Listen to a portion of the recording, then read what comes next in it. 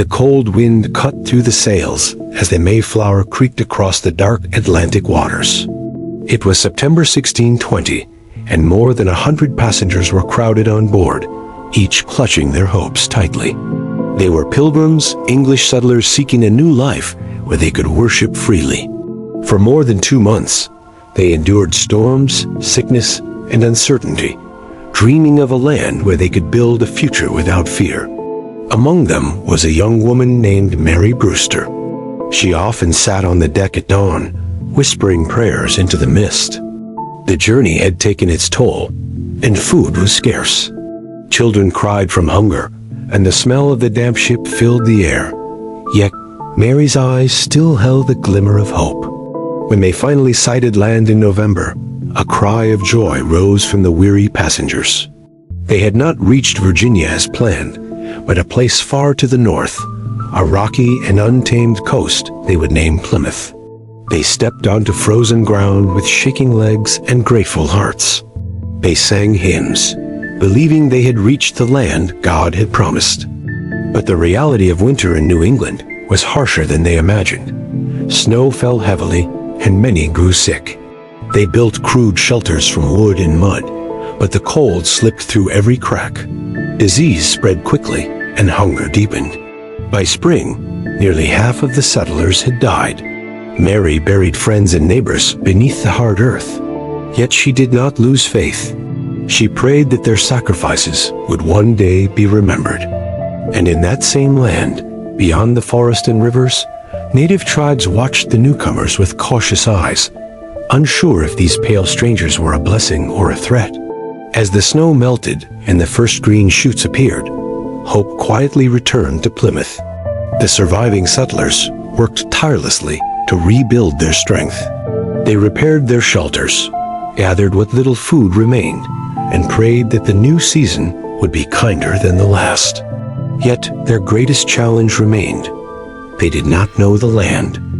They did not know what to plant, where to fish, or how to hunt in this unfamiliar wilderness. One crisp March morning, while the settlers gathered near the edge of the clearing, a group of native men appeared from the forest. At the front stood a tall man with calm eyes and steady steps. To the settlers' surprise, he greeted them in English. His name was Samoset, a member of the Abenaki tribe who had learned some English from fishermen. His appearance startled the settlers, but his voice was gentle. He assured them that he came in peace. Samoset later introduced them to Squanto, a man of the Patuxet tribe who spoke English fluently. Squanto had once been captured and taken to Europe, but he had returned to his homeland. Tragically, his village had been wiped out by disease years before, leaving him alone. He decided to help the newcomers survive. Squanto taught them how to plant corn using fish as fertilizer, how to find edible plants, and how to catch fish in the nearby rivers. He showed them the secrets of the land that had sustained his people for generations. Slowly, trust grew between the two groups. The settlers learned to listen, and the native people observed carefully. As spring warmed into summer, fields of corn began to grow. For the first time, the settlers felt a sense of security. Mary Brewster whispered a prayer of thanks, knowing they could not have survived without this unexpected friendship. The warm sun of late summer bathed the fields of Plymouth in gold. Where there had once been only barren soil and bitter wind, now rows of tall corn rustled gently. Pumpkins, beans, and squash filled the gardens. The settlers had followed Squanto's guidance closely, learning how to respect the rhythms of the land. They fished in the rivers, hunted in the forests, and stored food carefully. For the first time since their arrival, their bellies were full. Governor William Bradford gathered the people one morning to give thanks. He reminded them of the dark winter they had survived, and of those who had not lived to see this day. "We owe our lives," he said solemnly, "to God's mercy and to the help of our native friends." Mary Brewster stood among the crowd, her hands folded, tears shining in her eyes. Around her, children laughed as they carried baskets of vegetables, their cheeks flushed with health. The Wampanoag people, led by Chief Massasoit, had watched the settlers closely through the changing seasons. With Squanto's guidance, the two groups had learned to trade and to speak with cautious respect. Massasoit saw that the settlers were not warriors looking for conquest, but farmers struggling to survive. An agreement was made to live in peace, to help each other, and to protect one another from danger. As the harvest grew richer each day, a sense of gratitude spread through the small colony. Laughter echoed across the fields. The settlers began to plan a gathering to celebrate their blessings. It would not only be a feast for their survival, but a symbol of trust between two very different peoples who had learned to share one land. For Mary, it felt like the first true moment of hope since stepping off the Mayflower.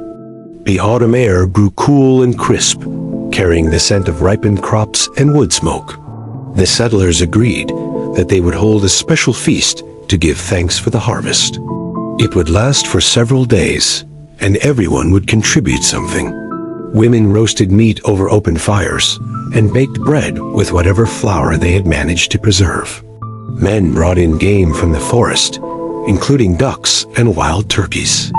Children helped carry baskets of corn, squash, and beans to the long wooden tables. Governor Bradford sent word to Chief Massasoit, inviting the Wampanoag people to join the celebration. To the settlers' surprise, the chief arrived with 90 of his men. They brought venison, baskets of berries, and other foods from their own harvest. The settlers quickly prepared more places and shared what they had. There was laughter, music, and the sound of languages mingling around the fires. Though they came from different worlds, that night they were neighbors. Mary Brewster helped serve food to both the settlers and their native guests.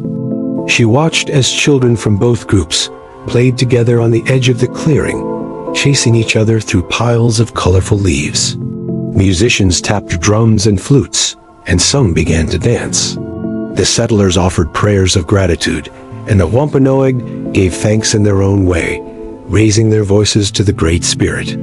For 3 days, they ate, sang, and celebrated together. It was a moment unlike any before, where fear was set aside and respect took its place. Mary whispered softly to herself as she looked at the glowing faces around the fire. This was more than a feast.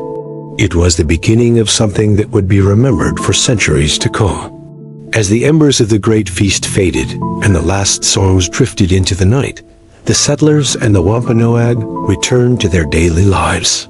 The fields grew quiet as winter approached once more, but the memory of those 3 days remained strong in their hearts. It was not simply a feast of food, but a celebration of survival, cooperation, and shared humanity.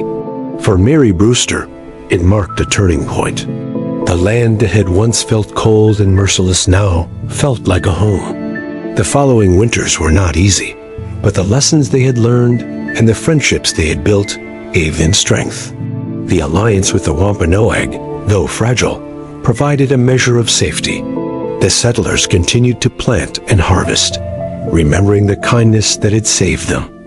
Each year, when the crops were gathered, they paused to give thanks, not only to God, but also to their native neighbors who had shared their knowledge. Decades later, the tradition of giving thanks would spread beyond the small colony of Plymouth. Over time, it evolved and changed, but the heart of the story remained, people coming together in gratitude. Centuries afterward, in 1863, President Abraham Lincoln declared a national Thanksgiving holiday during the Civil War, hoping the spirit of unity would heal a divided nation. Mary's name faded into the pages of history, but her prayers, her hope, and her quiet faith lived on through the generations. The feast she had helped prepare became a symbol of something greater than any one person. It became a reminder that even in the harshest beginnings, gratitude has the power to unite people. And so, every November, families across a vast country gather to give thanks, just as they did on that first Thanksgiving.